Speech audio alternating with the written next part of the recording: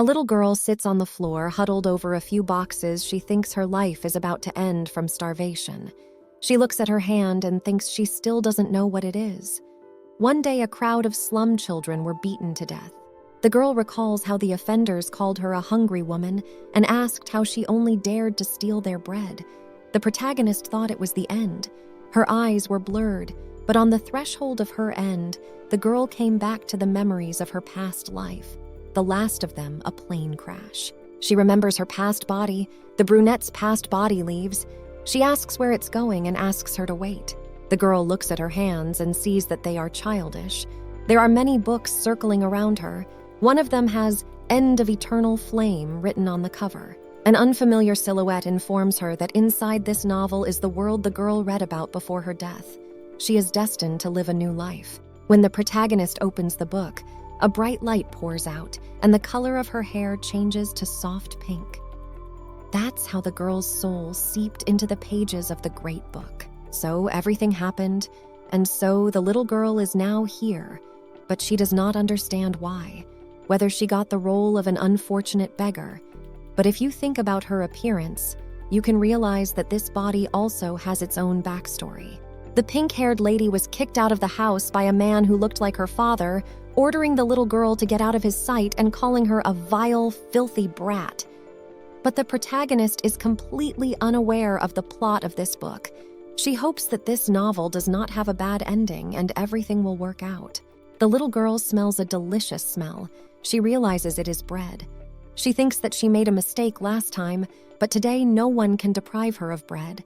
She has to wait for the right moment. Someone calls the owner of the shop. While he turns around, the girl decides not to waste time.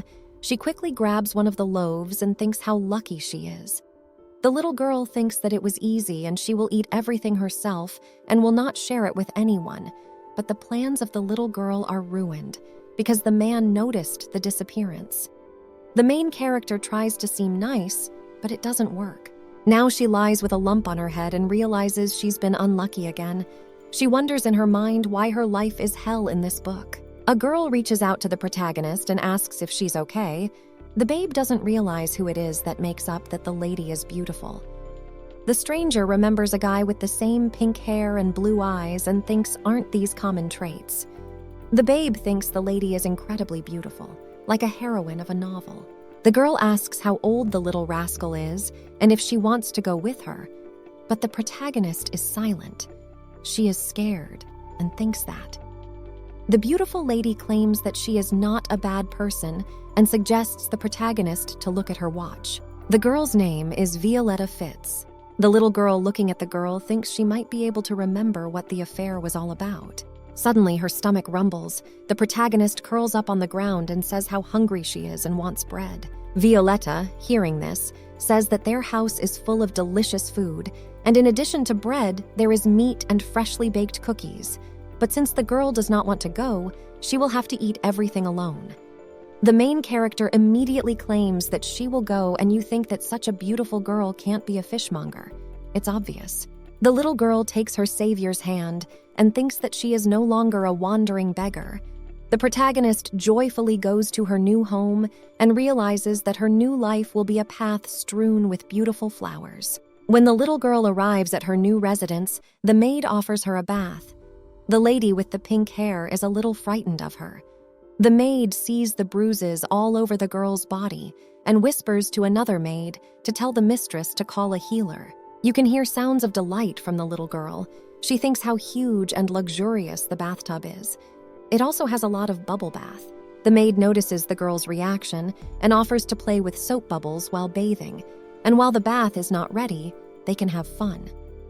The main character thinks that she was wrong to judge them by their appearance because they turned out to be not scary at all. After bathing, the girl drinks milk and thinks about the fact that there are such good people. She used to live together where both the master and the servants had a nasty character. This house must have a kind master, and it is obvious that there is no slave trade here. The lady with pink hair looks at her outfit and thinks it is the most beautiful dress she has ever worn. It is the first time she has worn such a gorgeous outfit. The girl spins around the room and can't stop laughing. A couple of maids walk by and notice it. They can't contain their smiles and say that the girl is cute. The protagonist realizes that she was caught doing such a thing and realizes that her pride is shattered. The little girl blames everything on her baby body. She doesn't want to be helpless again. The maid asks if it is not time for them to eat now because the cook has already prepared delicious dishes. The main character is salivating from such words.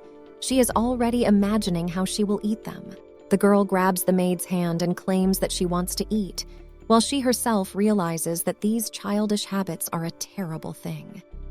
As the little girl begins her meal, the maid notices that at this rate she may eat too much and wants to say something, but the mistress stops her. She says let the girl eat as much as she wants, only the maid should prepare a digestive aid. The lady says that after the bath, the little girl resembles that man even more and asks if it is possible to be so much alike being complete strangers to each other. The maid asks if her mistress is talking about Adrian. The Shaitan girl replies that it's all right and the butler is of the same opinion. The maid wants to say something, but Violetta says she knows. The youngest child died immediately after birth, that's for sure. However, no matter how much the lady thinks about it, she seems to have succeeded in finding Adrian's younger sister. She asks if she asked for a kinship check at the temple some time ago. The maid replies that yes, and rumor has it the illegitimate child was kicked out at Viscount Barrel's request. The child's mother seems to have just wanted money. The Shaitan girl asks again if the maid is talking about Viscount Barrel and wonders if his eyes aren't a light blue color.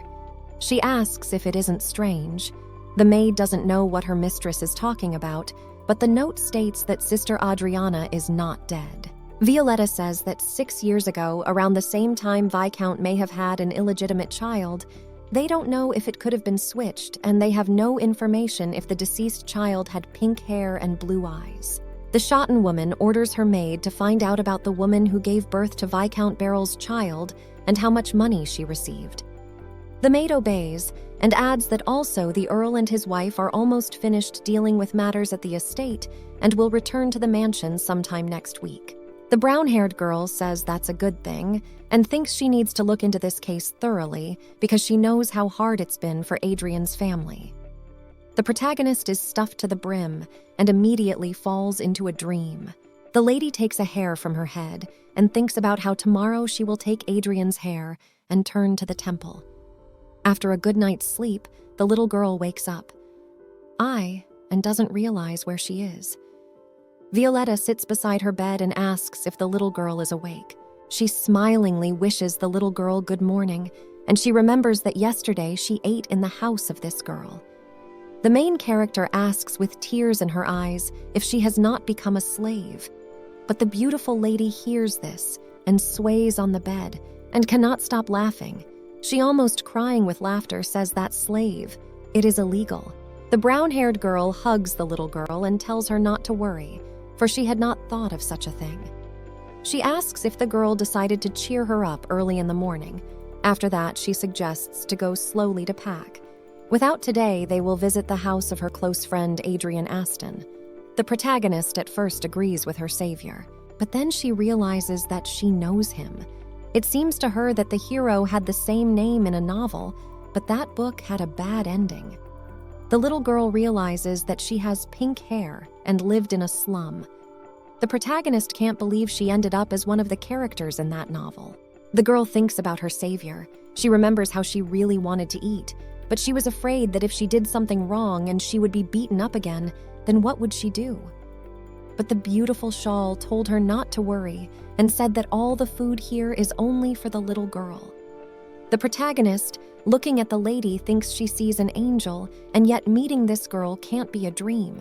Her new life is no longer a hell, but a flowery meat field. Suddenly, someone knocks the fork out of the lady's hands. The little girl looks at the falling piece of meat, but the boy asks if that is all she is worried about, for it is not long before her doom befalls her. The main character wakes up in bed. She realizes that it was all a dream. The little girl thinks how good it is that that girl is real.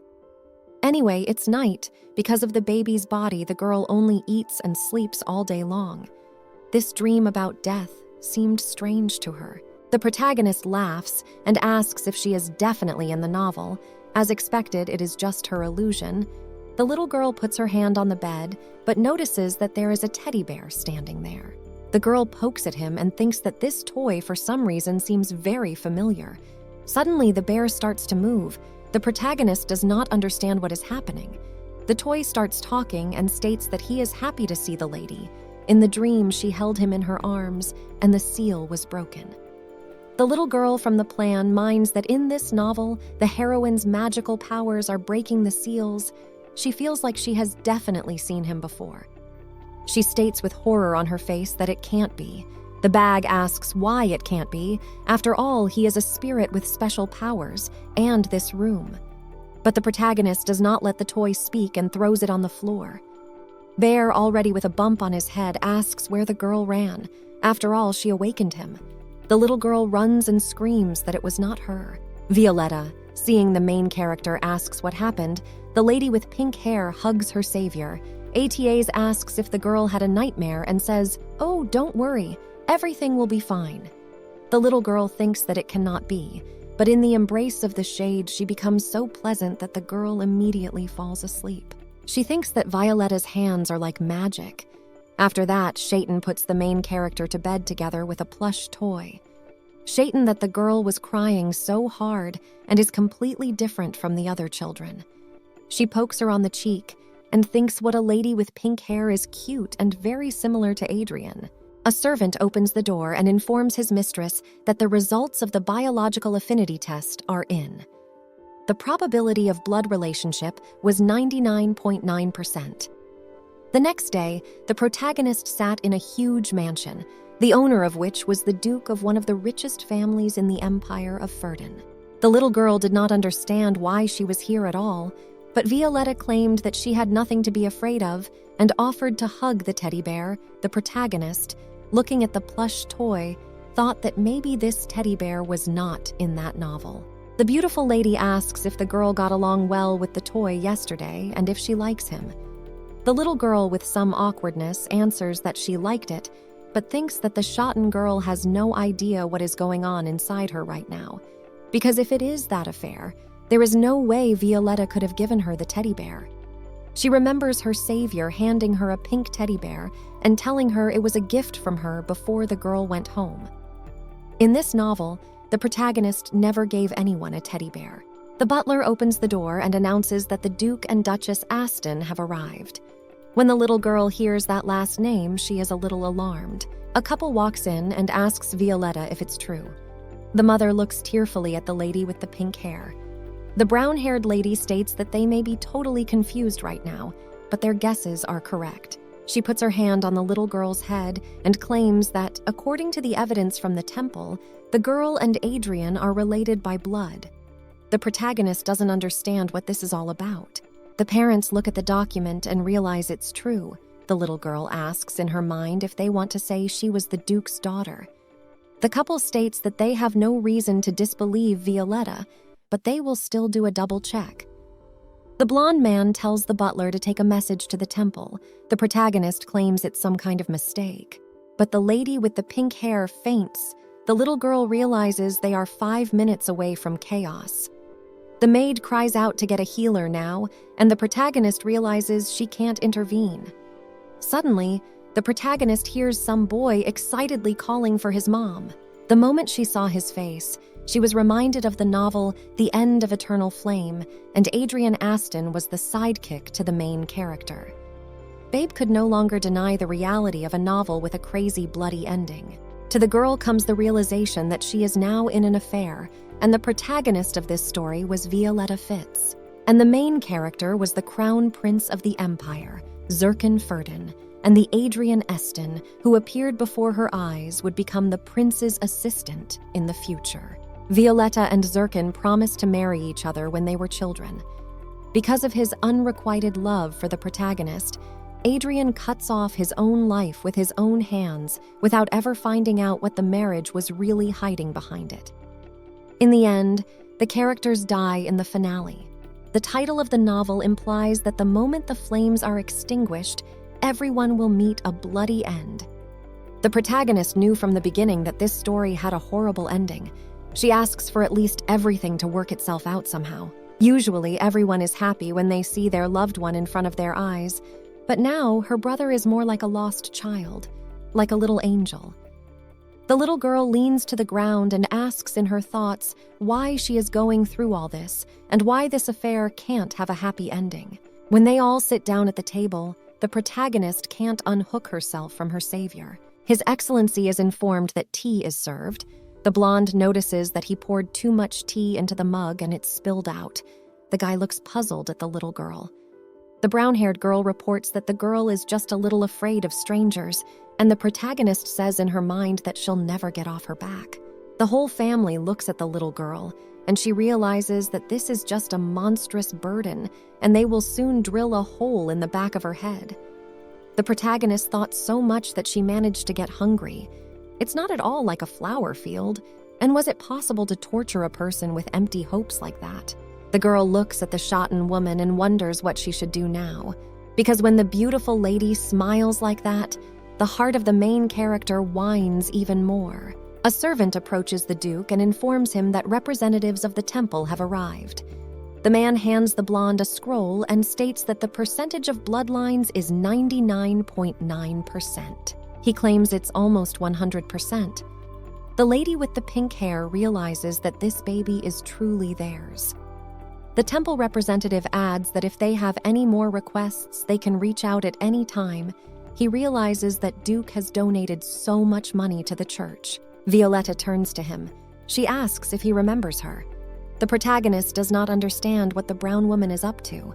The lovely lady says that, truth be told, the little girl was injured not long ago and she has asked to be treated. But some of the abrasions are still not gone, and it will take too long for them to heal. She says that since the man is here anyway, can she ask to examine her again? The messenger tries to straighten up, but the Duke interrupts him and asks if his daughter is injured. The couple asks where the little girl was hurt so badly, and the Shaitan woman asks if the messenger heard that and repeats the word treatment. She states that they would be very grateful for his help and have him examine her wounds. The man directs his hands to the girl's shoulder and the wound is healed. The protagonist is surprised by this. The wound disappears as if by magic. The girl feels so good, only now she's a little sleepy. They take the baby to bed. Lois and Luca look at the baby and wonder if it is really their sister, because the youngest child has been dead for a long time, while the other claims that she survived and came back almost as a zombie. One of the brothers asks if the zombie looks like the mother. Adrian comes up behind them. He puts his finger to his lips and tells his brothers to be quiet because they might wake up the baby. The guy suggests that they play outside. When they leave, he looks at the little girl. At this time, the Duke and Duchess ask Violetta to tell them more about what happened. After the shawl told them that the child had survived on her own in the slums, the mother cried. Now she remembered that the maid Rosalia, the woman who had given their child to Viscount Beryl for money. The blonde thanks Violetta and says that she saved them. They were able to meet their baby girl again. The blonde asks what they named the baby at birth, since Viscount Beryl never addressed her by name. A mother claims that she named her daughter Rafina. Violetta claims it is a beautiful name. When the protagonist wakes up, she can't think of what to do. The teddy bear pokes her on the arm and asks her what she is worried about and if she wants to listen to a story. The little girl thinks that this bear is useless. I don't know what to do. The teddy bear continues his attempts to cheer up Rafina. The protagonist realizes that in all likelihood Adrian will have a bad ending and hopes that this nightmarish future does not end up happening. Then to her comes the realization that if indeed to change the plot, in the original, Violetta did not give anyone a plush toy, she is sure of it. It turns out that the perpetrator of a bad ending can himself prevent a series of monstrous endings. The little girl realizes that if Zirkin stays alive, the kingdom won't fall either. So to change the plot first, you need to. But the teddy bear pulls the child from her thoughts and asks her to look at him, for he is a spirit of infinite wisdom, and if Rafina is worried about anything, she should just tell him. But the little girl looks at the plush toy with a displeased expression. The teddy bear asks what's wrong with her face, but the girl replies that it's all a lie. The protagonist remembers that he is lacking in intelligence, But even though now there is a small teddy bear in front of her, in his true form he becomes a huge, terrifying wild bear, for whom nothing is worth tearing a man to pieces, and his only flaw is stupidity. But the toy says that the girl clearly underestimates him, because he is the deity himself. All the mysteries of the universe are under his control, and he also knows that she is trying to change the future. Bear asks the girl to just tell him everything, because he wants to help. The protagonist thinks that this is right, because in the original he is though stupid, but have amazing abilities. She thinks that there is no bad without good, and tells him everything she knows about the history of the world. After hearing this, the teddy bear is not surprised at all, and says that it turns out there is a possibility that she was a character in some story, but the protagonist does not understand what he is saying and asks Togo to say whether it is possible to change the future. When the plush toy answers that of course it is possible, the protagonist's eyes light up. In the original, Zircon and Violetta marry, which causes Adrian, heartbroken, to end his life. Mishka claims that the solution is obvious, and it's just necessary to make the mirror marry someone else right now. The main character has never even thought of such an idea. She calls her interlocutor a fool because Zircon is too young for such a thing. The plush toy says that then he can get engaged to someone else now. Oh, and get married when he is older. Rafina asks who Zircon should get engaged to. Bear pokes the protagonist on the cheek and claims that it was she who wanted to change the future. He asks if it's not up to her now. The protagonist, with a blush on her cheeks, asks if she should be with him. The main character, Zircon. Zircon's mother passed away from an incurable disease, and Adrian left him. Consumed by grief, he clung to Violetta, the protagonist, with the obsessiveness of a madman, which eventually caused her death. The little girl thinks that if Zircon is obsessed with her too, but the bear argues that there is no need to worry so much because the guy became strange because of the death of his mother, so you just need to not let her die. The protagonist pulls her interlocutor by the cheeks and asks how she will be able to cure the incurable disease. The same just giggles and says that she can, if before there is a legendary jewel and the bear knows where to find it, this jewel can cure any disease. The girl remembers the beautiful lady with Zircon and thinks that if what the bear said is true, she will be able to stop this madness and the brunette will not become obsessed with her. In that case, a happy ending awaits her brother. The little girl needs to make sure that she can spare this story from a bad ending. She claims that she will definitely create a world where everyone stays alive. First, she has to break the engagement of the main characters and create a new union. The little girl is getting further and further into her thoughts. She thinks that the second step is that her older brother and Violetta should get married. The teddy says that the girl scares him a little, but she ignores him and thinks that she will make everyone happy and then take her share and go her own way. She thinks it's the perfect plan. The plush toy replies that it's a perfect plan. Rafina decides to ask her interlocutor what his name is. The bear gets angry and asks if she just now decided to inquire. He states that his name is Alexander Rubius Ferdinand Villoni, but the little girl doesn't let him finish and says she'll just call him Teddy Bear. The teddy asks in a rage how dare she, and who even gives such a childish nickname. Rafina claims she can't remember his name anyway. Suddenly, she hears footsteps. The girl doesn't realize who it is and decides to just pretend to be asleep. Someone shrieks that the Duke and Duchess Aston are back. Adrian, too. The little girl is lying in bed thinking how noisy it is. She asks someone to spare her from these stupid thoughts. The Duke puts his hand on his daughter's head and says what a poor girl she is and how hard it has been for her. The man claims that it is all his fault, but Violetta says that there is nothing to worry about, and the main thing is that the little girl is with them again. Rafina is a strong child. She will quickly get used to everything. The main character thinks what a warm and big hand her father has. The Duke thanks Violetta, and Adrian comes up behind her and thanks her. The protagonist realizes that it is her brother's voice. She says that he has nothing to thank her for because they are friends. Adrian replies that he is. The little girl thinks what a beautiful angel her brother is and how sweet he is. She realizes that their life must be a field of flowers. Violetta says she is leaving, and the boy suggests that she accompany her as the carriage and coachman are ready. Rafina realizes that her savior wants to leave her here alone. She cries out for the shawl not to leave.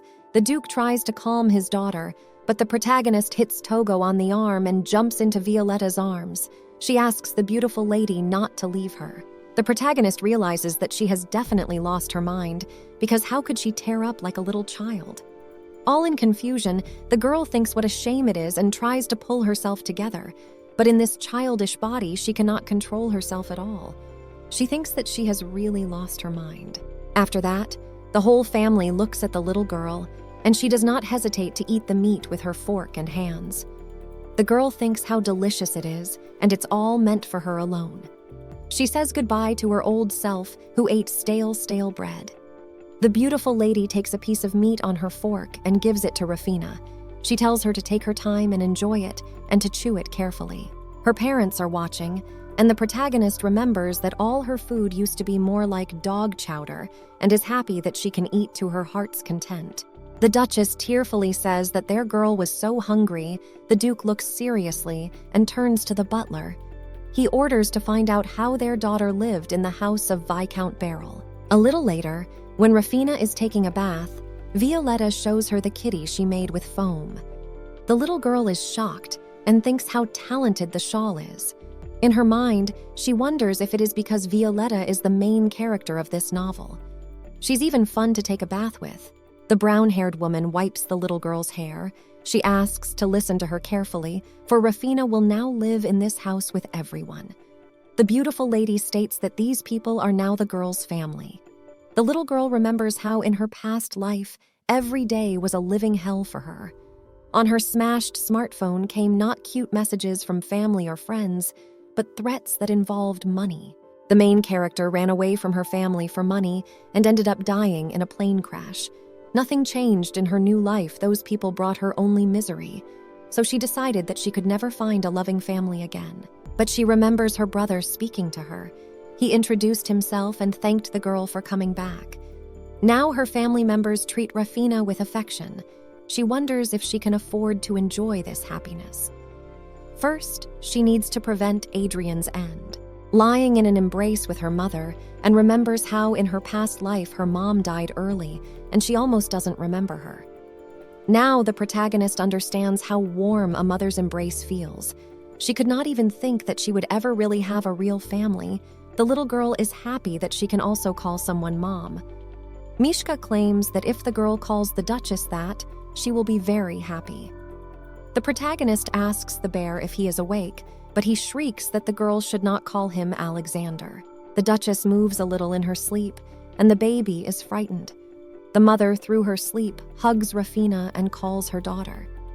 The protagonist does not want this happiness to end and thinks that nothing terrible will happen if she is a little greedy, because she is sure to turn a sad ending into a happy one. A week later, the Duchess no longer cried every time she saw her daughter, nor did Rafina herself. But Duke Aston, when he approached the little girl and asked him for a hug, the girl looked at him in horror at their grip on her mother, saying she would stay with her. The blonde couldn't get a word in edgewise when the Duchess approached him. He said it was all right, but she only asked him to leave. The Duke had never been able to hug Rafina.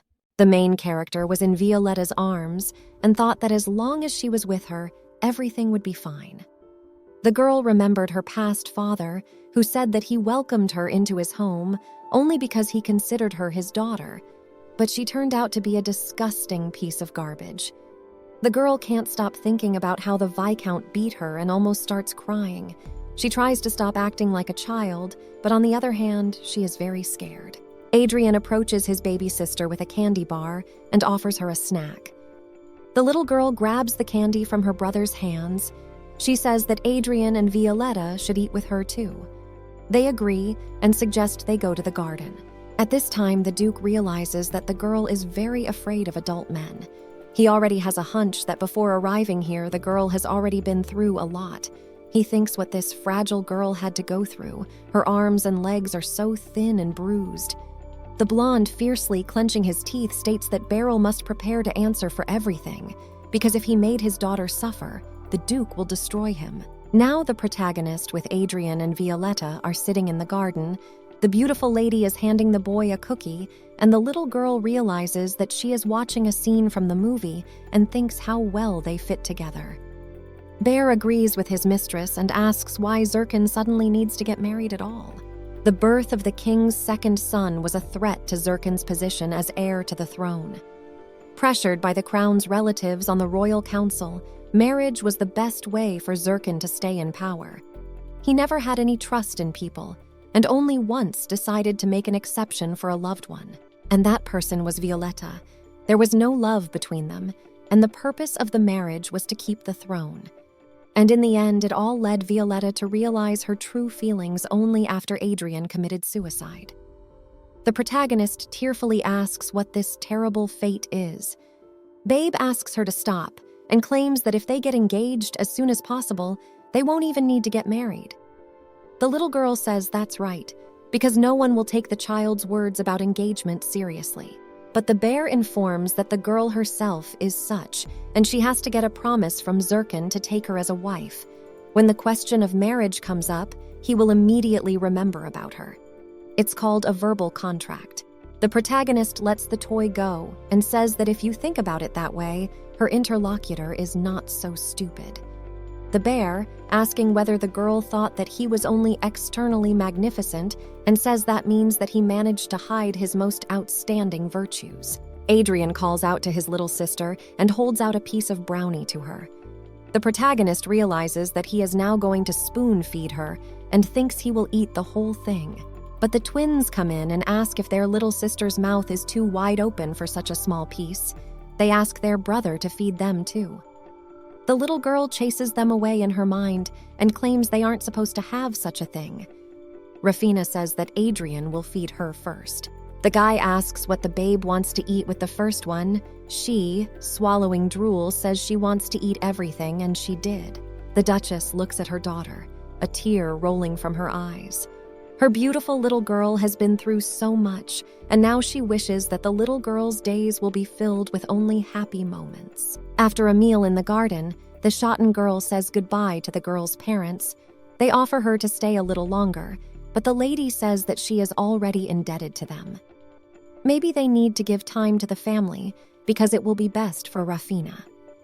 The Duke and Duchess thank Violetta and ask how to repay them. But Rafina cries out that she doesn't want the beautiful lady to leave. The girl will be too anxious without her. The brown-haired girl claims that she really needs to go back home, and her parents return to the mansion. Her parents try to calm the little girl down and say that she is making Violetta uncomfortable. The girl says that although it is still a little difficult for the little girl to be alone, but she has nothing to fear anymore, because now she has a loving family. The protagonist looks at her parents and realizes that now they will be by her side. She lets her savior go and says that she should definitely come back tomorrow. Violetta promises that she will do so and says goodbye. The protagonist realizes that the word family alone can bring so much warmth. She looks at her brother and thinks that now all she has left is Adrian. The girl turns to him and says she has something to say. The boy leans over to his sister. The protagonist tells him to hurry up and see Violetta off, because she shouldn't leave alone. In her mind, she thinks that Adrian should be by her side every minute and every second. The sooner they realize that they like each other, the sooner things will get better. So she asks her brother in her thoughts to get closer to her savior as soon as possible. That's why she asked Violetta to come tomorrow. The boy looks at his sister and then smiles, telling his mom and dad that he will go to see Violetta and then come back. A little later, the Duchess offers her daughter to live together this week. Her room will be ready. The little girl asks if she will have a room. Her mom replies that yes, but she will be sleeping with her for a while. The woman asks if Rafina doesn't mind, and the girl quickly waves her head. She doesn't mind at all, because then all the attention will be hers only. The girl's soul becomes so warm when the Duchess hugs her. The main character remembers the words of the bear that if she calls the Duchess mom, she will be very happy. The little girl thinks about it. The teddy understands what his mistress is thinking about and says that he will be very happy if she finally starts calling him by his name. But the girl ignores him completely. The plush toy in his thoughts asks if the girl doesn't care about him.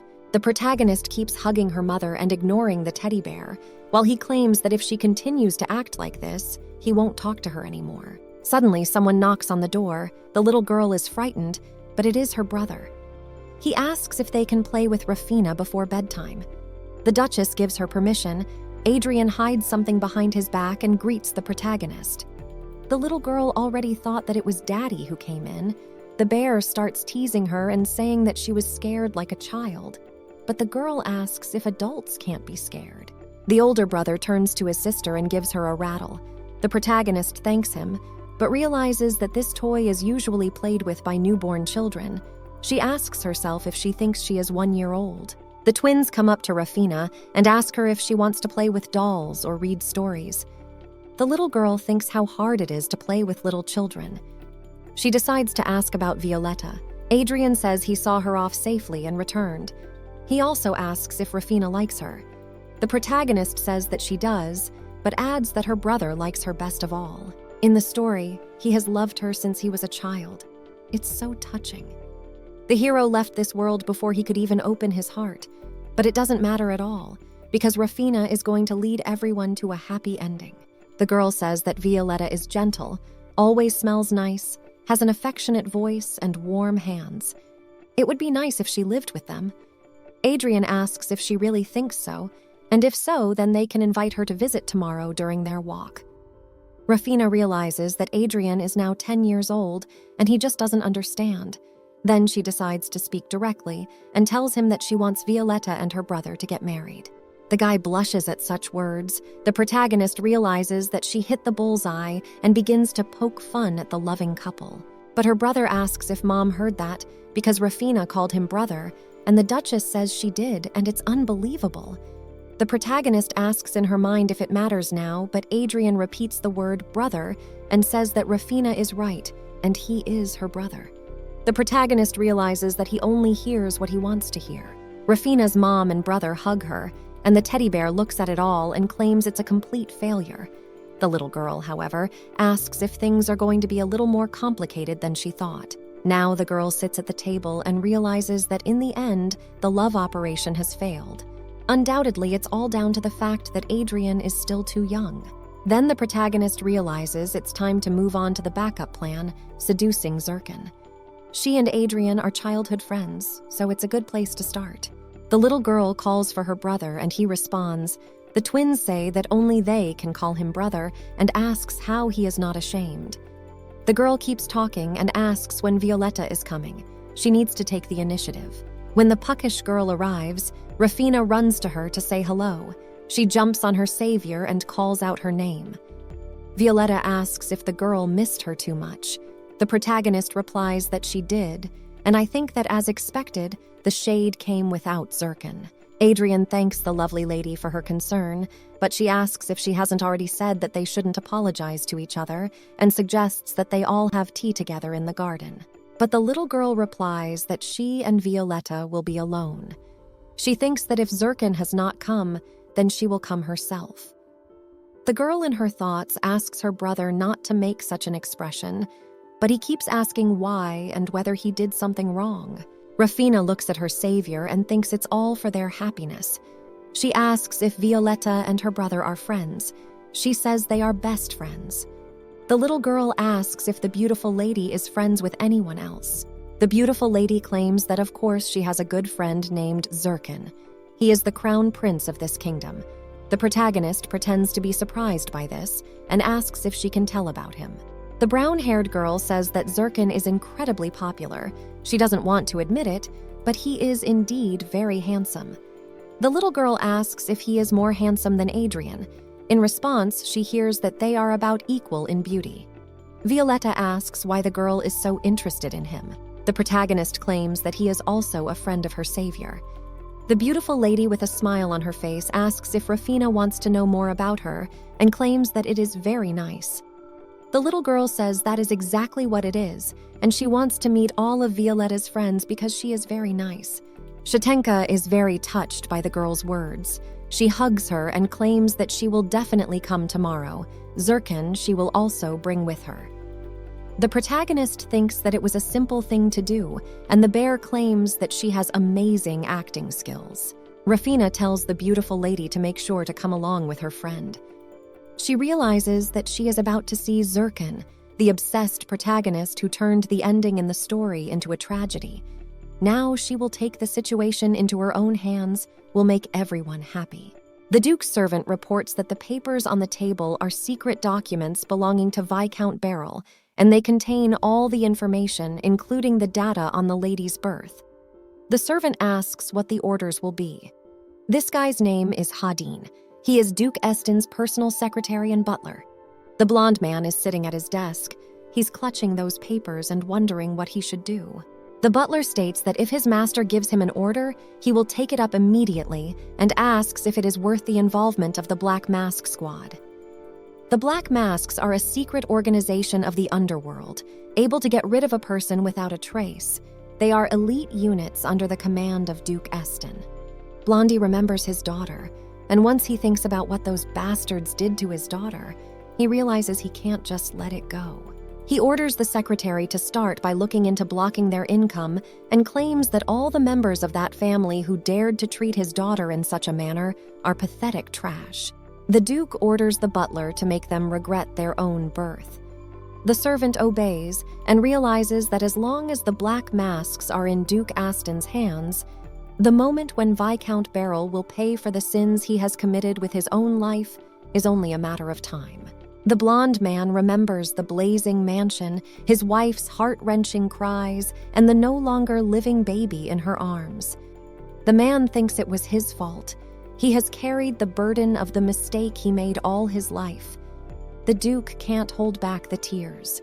Those memories come flooding back over him.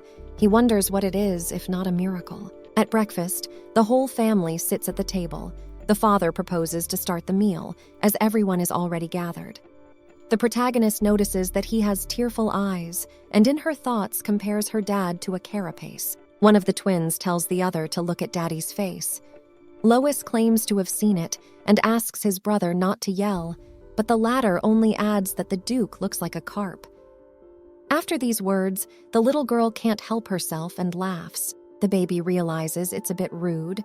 The twins ask if their sister just laughed. Rafina realizes that she's not the only one who thought Daddy looked like a Crucian. Bear says it's rude to laugh out loud. He tells the baby to look at the Duke, but he smiles sincerely with a tear in his eye. Rafina is really sorry. She pokes a piece of meat with her fork and holds it out to her father, who asks if it's for him. The little girl wonders why everyone is silent. The Duke calmly gets up and approaches his daughter. He leans near her. The man says that it looks very tasty. The little girl does not understand why everyone is roaring. She asks her daddy not to cry. The bear asks his mistress what to do now with all this atmosphere. The protagonist does not answer. He looks at Rafina and sees that already the whole family is in tears. The plush toy asks why the girl is suddenly crying. She claims she doesn't know and hates crying.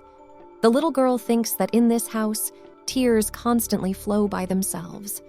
Afterwards, she looks at her reflection in the mirror and realizes that she has now turned into a Crucian too. Bear asks if his mistress is okay, because today is the day. The protagonist remembers that today Violetta will bring Zirkin, and she will have to propose to him. The little girl is already trying to set herself up for success. At this time, one of the maids enters the room with a dress. Selena says the mistress dress is ready and offers to put it on. When the girl tries on her new outfit, she asks how it looks. The maid states that it is very cute, and the teddy says it is just killer petite. The maid holds out a plush toy to her mistress and asks if she will take him with her. Rafina hums in agreement and quietly adds that it's not really her favorite. Everyone here is so kind to the girl, and even the maids treat her well. The terrible memories gradually dissolve. The little girl realizes that with these people will definitely bring everything to a happy ending. During the meal, the Duke sits across from his daughter and smiles. The protagonist, remember that since that day, this is the only way he's acted. The blonde takes a muffin and holds it out to his daughter, claiming it's his favorite. The little girl in her thoughts asks her father to stop behaving like this, although the cupcake is not his fault. Rafina opens her mouth, but the maids in the back start saying that the lady has finally attached herself to the Duke. The mother tearfully thinks that the little girl was always so scared of him. The new ended up still able to open her heart to him. The mother was so worried that the Duke cries every day. He looks at his daughter with a smile on his face. He no longer seems intimidating to her.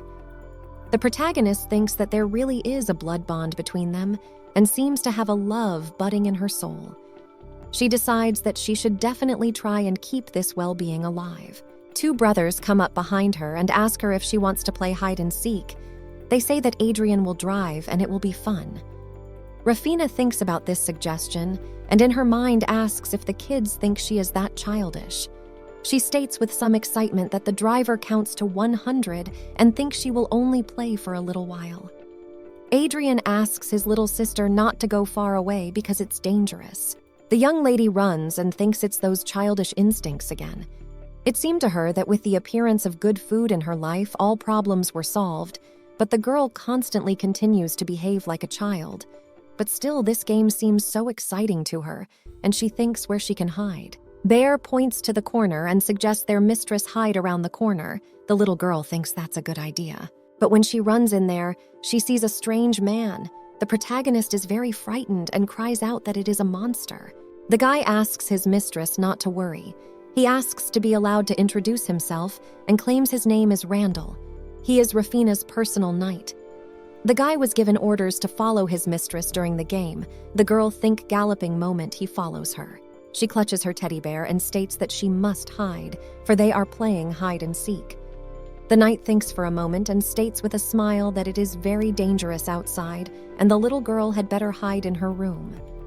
Rafina doesn't understand what he's saying, but he keeps talking and says that if the lady covers herself with a blanket, Mr. Adrian will never find her, or the little girl can hide behind the knight's back.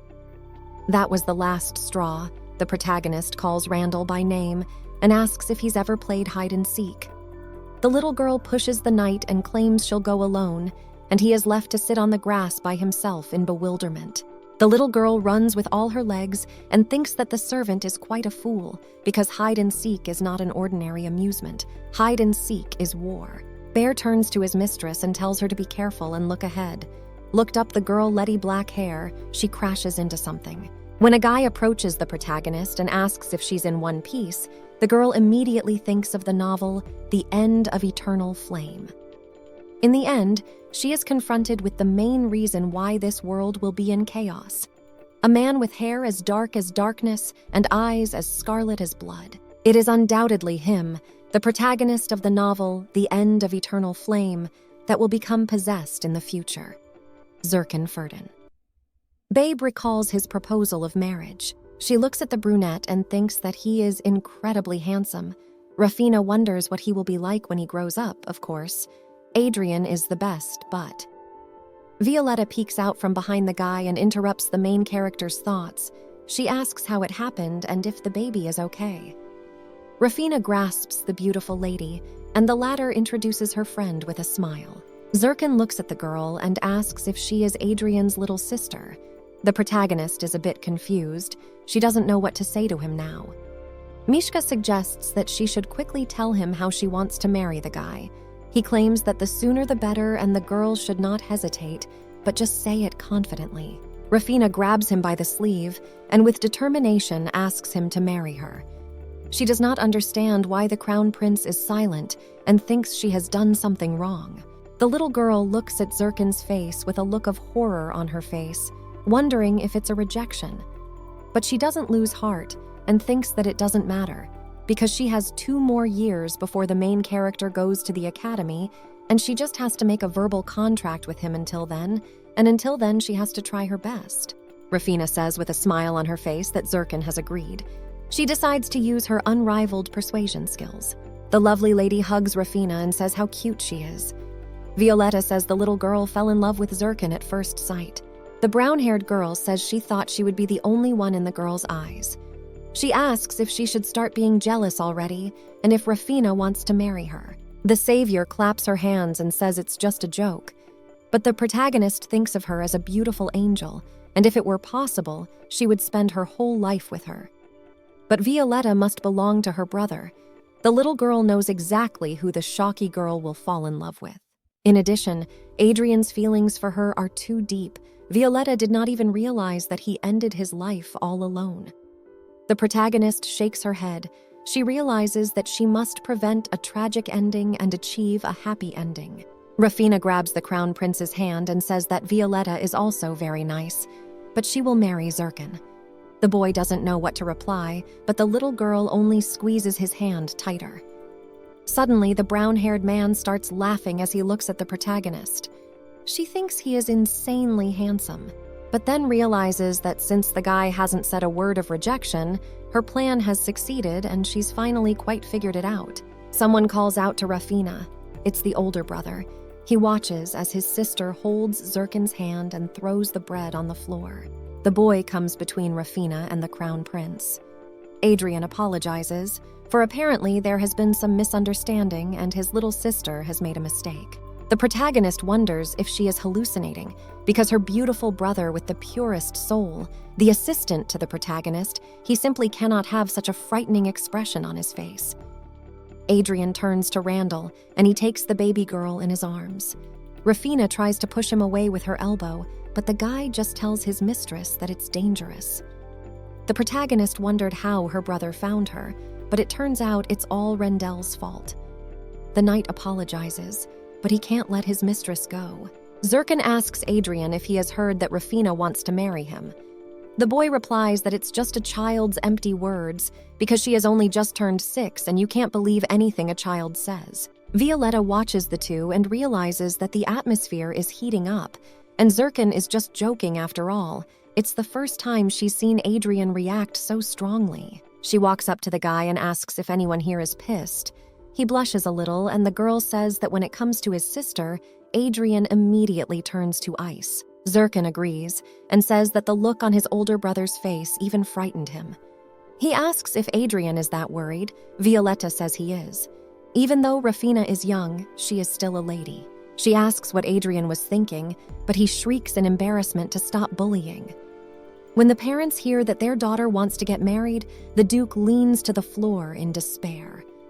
The mother begs to forgive Rafina's behavior, for she has just returned home and has not yet. Zirkin assures her that everything is fine and it's just a child's plaything, stipulating that he has a gift for Rafina. The boy asks what the Duchess thinks about it and if the girl will accept it. In the novel, Zirkin had a connection to the deities, though he was an ordinary man at that. The only spirit he could control was the spirit of water, sealed in a bracelet. The little girl doesn't understand where the item came from. Before the bracelet got to Rafina, the crown prince claimed that Her Majesty the Queen asked him to give this jewelry as a gift, and he only delivered it to the recipient.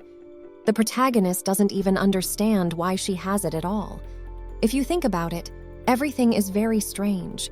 According to the plot of the novel, in a few years the bracelet should have gotten to Violetta and then release its magical powers. Violetta gave the girl a teddy bear, and the spirit inside it awoke. But spirits sealed in objects don't awaken so easily. To manifest or not is their personal choice. Only a person who is the bearer of magic can possess such things. If the spirit rejects the bearer, it will remain sealed in the object forever, so it's out. Mishka claims it's true, and he chose the girl himself. The Duchess hands her daughter a bracelet and claims it is a gift from the royal family. The woman offers to put it on. The mother puts the bracelet on her daughter and says that she is still small, so the jewelry is a little big. The protagonist is afraid that the spirit will awaken right away, but fortunately nothing happens. She sighs in relief and thinks that this spirit has given up on her. Mishka thinks it's a good thing too, since his alone is enough. Rafina realizes that she will have to give the bracelet back to Zirkin later. Mom, with a bright smile, asks the little girl if she likes the jewelry. The protagonist states that yes, and thinks the main thing is that the Duchess is pleased. Now she looks at Zirkin, who is standing nearby. Rafina smiles through the force and thinks how she should do the best thing and whether she should go to the Queen and tell her all about the spirit. It's for the sake of a happy ending, after all. The Crown Prince laughs with the protagonist's reaction, and the protagonist thinks his smile is dazzling. As the three friends say goodbye, Violetta asks the brunette what he thinks about marrying Rafina. Zirkin says that he doesn't mind. Mishka asks why his mistress looks so sad and if something has happened. Babe says that just by looking at Zirkin, it's like she can feel his loneliness. It's as if he already knows what will happen to him in the future. The girl tells the bear to look at the crown prince. He's laughing so carefree now, the knight will practically go crazy in a few years. The plush toy tells the little girl not to worry, because she will change the future, and when it happens, she will have no more worries. The bear tries to cheer up his mistress and says that everything will work out, not for nothing he chose her. Spirit, and suggests that they better think together about how to win Zirkin's heart. The little girl is curious to know more about his relatives. The king, the queen, the younger brother. These are the people who will be the cause of the guy's madness. Bear says that the relationship between the brothers is not very good. The protagonist agrees with him, believing not just and cannot be good. Plush Toy says that in this case with Zirkin, it will be easier to get close.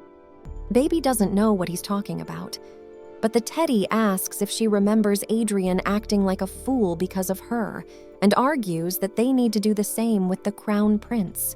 The plush toy invites the girl to remember how jealously her brothers protect their little sister. The girl thinks that if this method works, she will be able to stop the engagement of Zirkin and Violetta.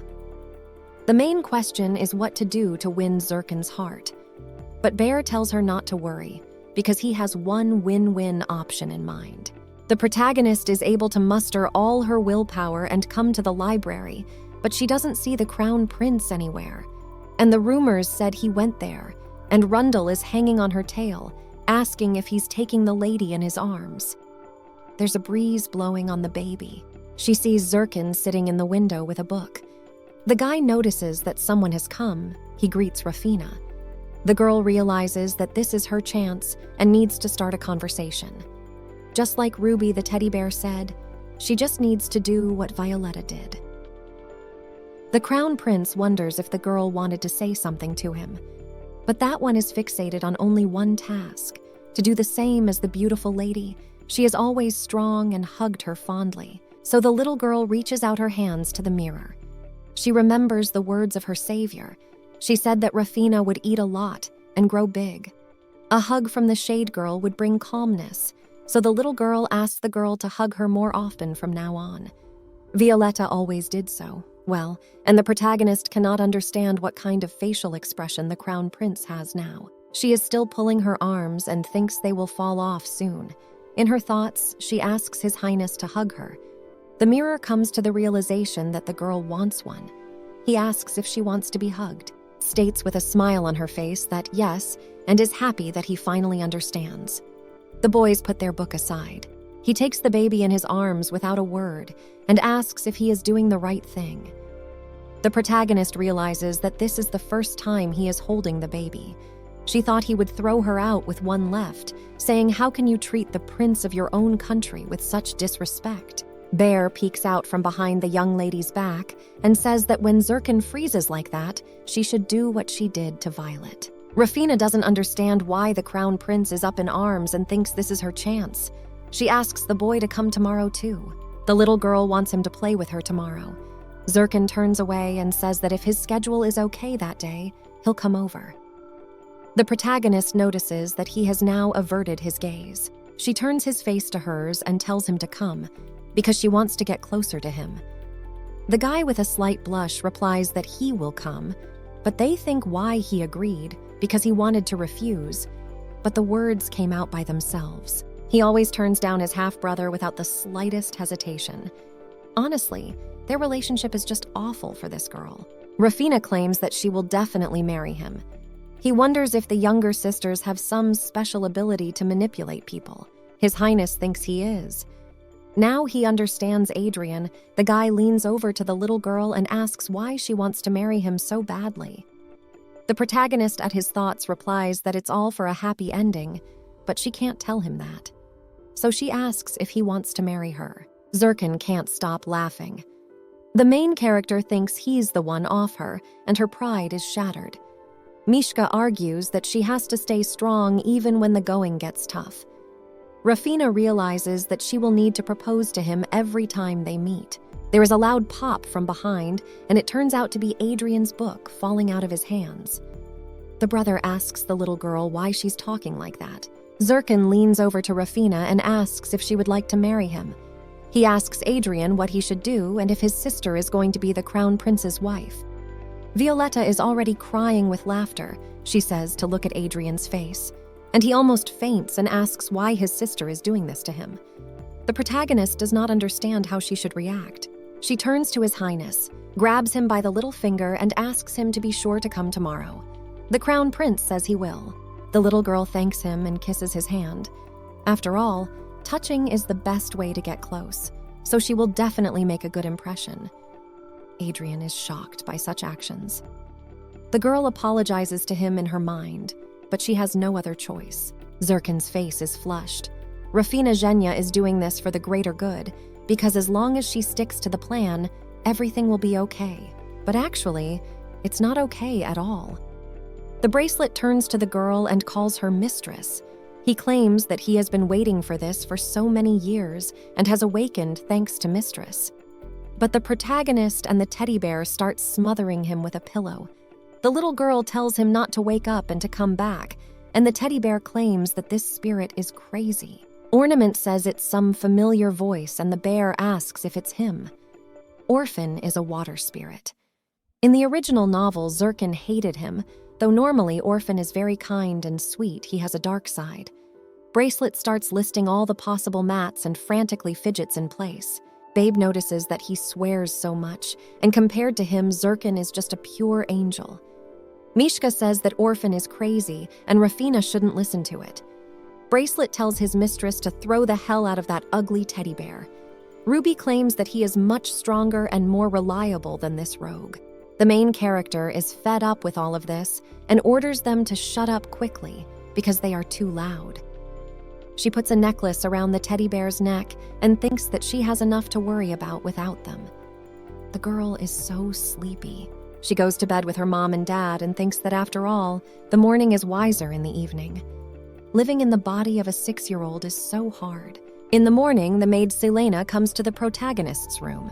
She claims that her mistress is very nice. The baby is showing off in front of the mirror, and the maid claims that the baby looks like a bee.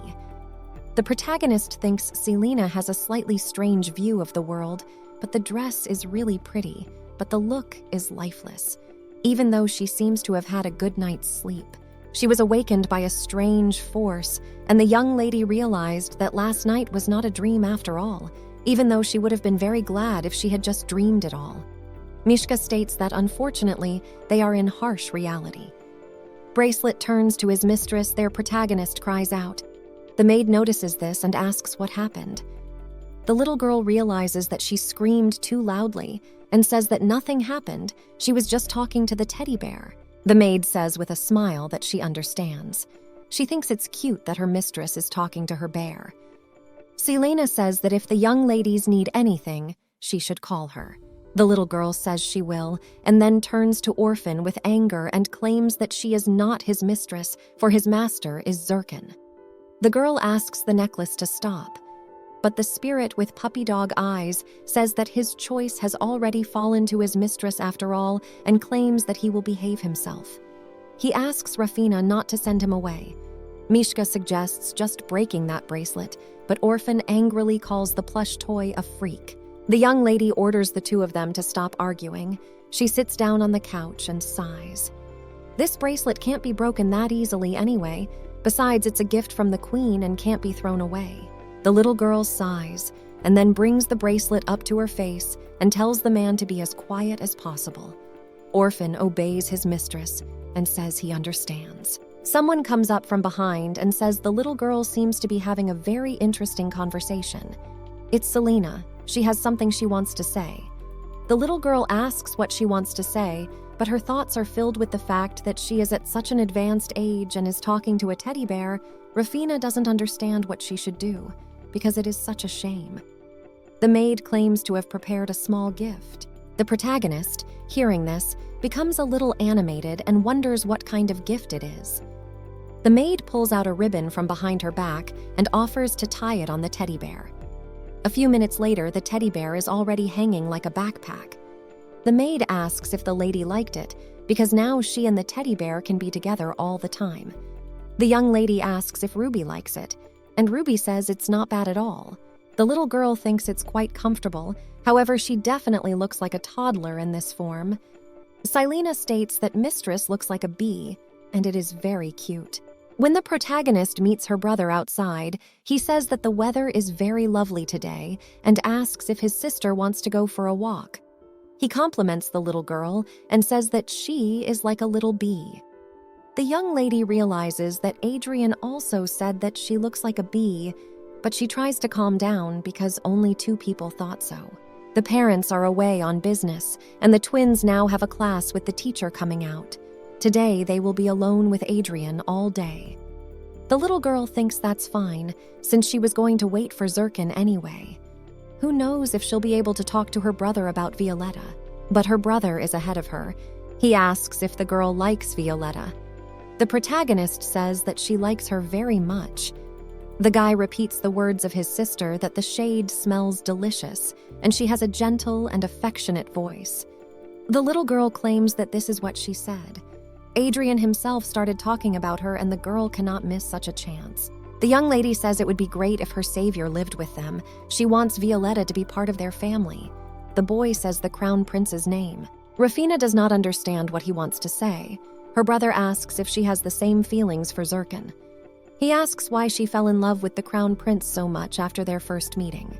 Babe looks at her brother and thinks his face is sparkling. She says the brunette is Violetta's friend, which is why she liked him. But she just has to change the future, even at the cost of other people's sanity. Of course, Zirkin clearly doesn't have the best character, but he never did anything reprehensible until he went insane.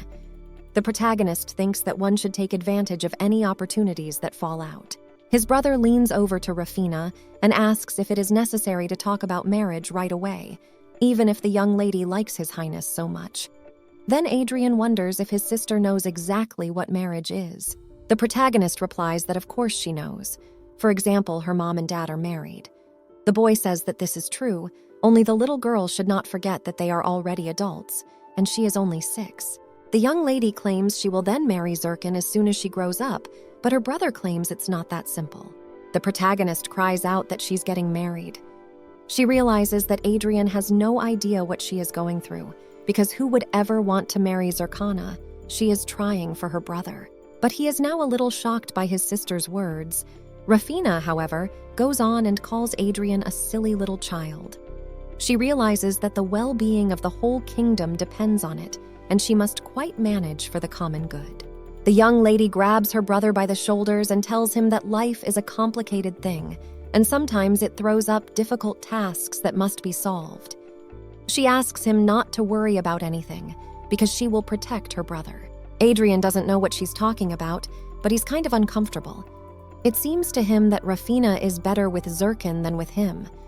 Words can't describe what he experienced when you first heard about her desire to marry him. He was already imagining the little girl saying that His Highness was 100 times better than him. It was just a horrible feeling. But in any case, the father will not allow it. After all, the girl is only 6 years old. When she grows up, she won't even remember this situation, so first you have to try to get closer to her. Adrian takes his little sister by the hand and tells her that her room is ready. He suggests that the girl go and watch together. The protagonist realizes that although he is worried, she feels much more comfortable with him than with Violetta or Zirkin. Rafina doesn't understand why her heart is pounding so hard. She thinks back to her old narrow room with the hoary old floor. Not so long ago, a little hope for a better life was a luxury for her, but now she can even afford her own room. Mishka says she looks excited. Now she will have her own room and she doesn't have to worry. Selena says that Mistress can open her eyes. When Rafina sees her new room for the first time, she wonders if it's really all for her. It's the first time she's seen such a luxurious interior. It smells really nice and it's huge. In her previous life, she never dreamed of having her own place. Adrian and the maid think the way the little girl is excited about it is very sweet. The brother says that the girl can use the room until she grows up because she won't need it anymore after marriage. But the protagonist completely ignores these words. All her attention is directed to the huge bed on which she will now sleep. Rafina can't convey in words how magnificent this place is. Mishka says that she suffered so much, but it was worth it. The young lady says goodbye to the narrow beggar's room. Adrian walks up to the girl and puts his hand on her head. He asks if she likes the room. Rafina would like it to be like this forever. She will definitely need to bring the story to a good ending for the good of all.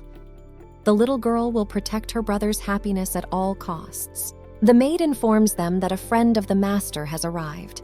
The boys don't understand who it could be at first, because Violetta wasn't going to come today.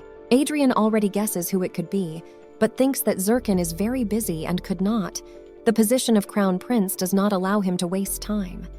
However, the boy does not feel at ease for some reason. A few seconds later, he sees his friend.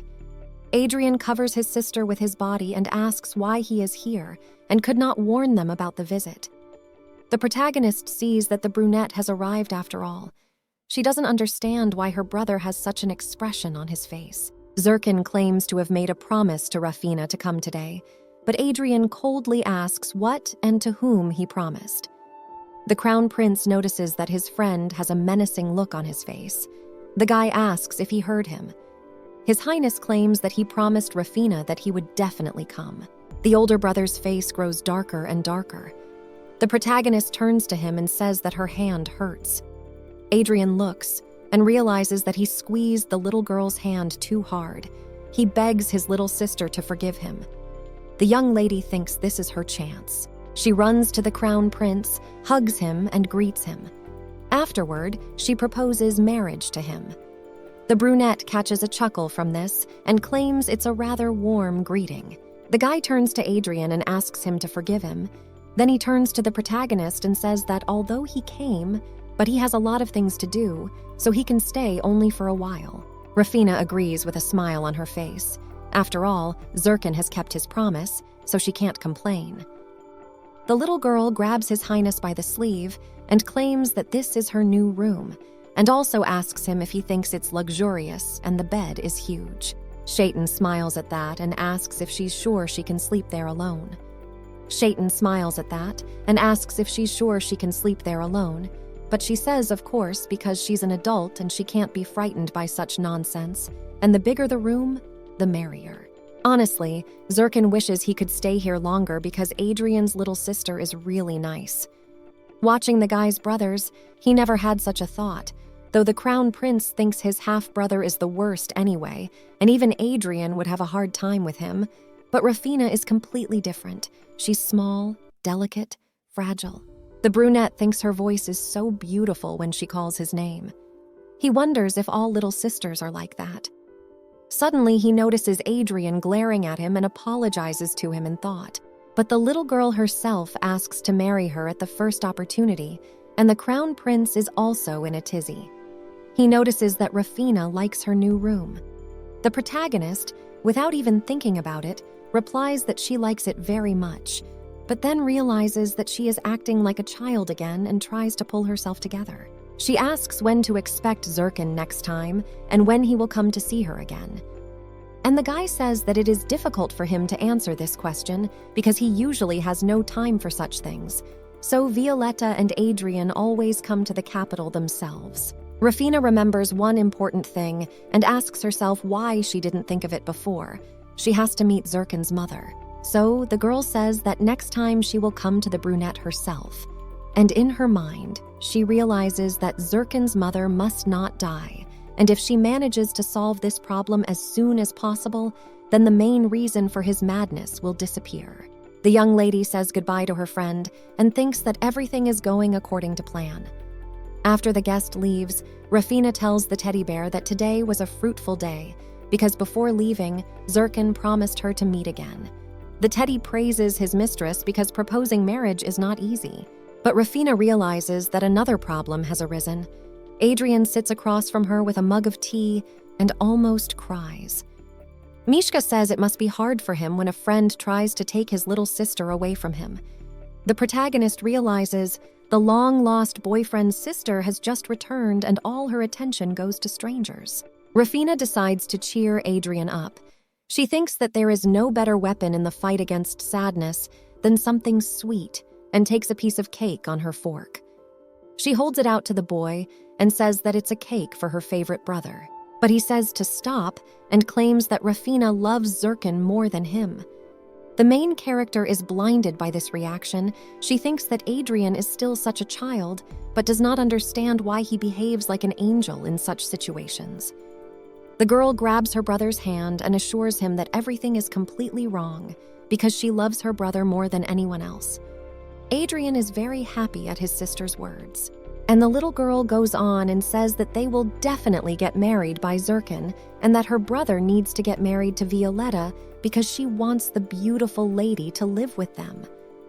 The brothers argue that it's not like he can't marry her just for that. Rafina thinks that if Adrian and Violetta marry first, then she will not have to marry the crown prince, and then he will be able to marry someone else, which seems to be the best outcome, because in the original, he only wanted a marriage of convenience, and she will marry for love after all this mess. At this time, the Duke is in the basement.